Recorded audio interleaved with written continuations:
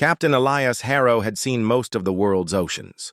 He'd survived typhoons in the South China Sea, pirates in the Gulf of Aden, and a collision with a Russian trawler off the coast of Murmansk. But nothing unnerved him like the Blackwater River. The river wasn't on most maps. Hidden somewhere in the northern wilderness of Oregon, it wound through dense pine forests and forgotten valleys, like a scar carved into the earth. Locals called it cursed. The waters were inky, still, and thick with fog that never lifted, even in summer. Birds avoided it. Fish never breached its surface. But Harrow had a job to do. He'd been contracted by a private research group, Deep Reach Sciences, and to deliver equipment upriver to an old naval base called Station Echo. The place had been decommissioned for decades, abandoned since the Cold War. Why Deep Reach wanted to restart operations. There was none of his business. He ran ships, not questions. His vessel, the Valeria, was a 90-foot cargo boat reinforced for river navigation.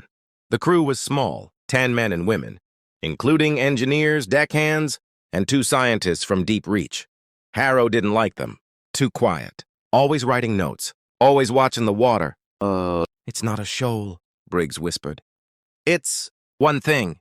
Could be a rock shelf, Harrow replied, though his voice lacked conviction. Briggs turned to him. Then why is it following us? Still, first contact. By midnight, the fog grew so dense that Harrow ordered full stop.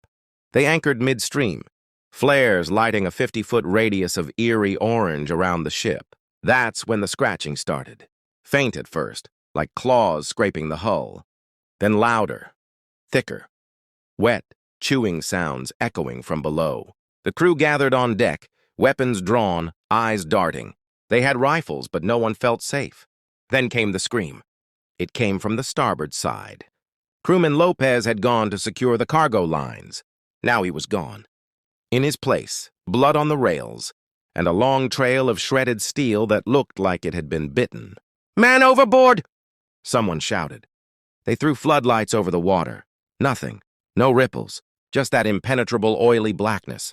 Then just beyond the fog's edge, movement. A shape as large as a whale, covered in writhing tendrils. But these weren't tentacles. Each one ended in teeth, rows of them gnashing in the air. The limbs weren't grabbing. They were chewing. The crew froze in terror. One limb lashed forward, catching a man and yanking him up. His scream ended in a crunch that echoed across the water. The scientists watched in silence.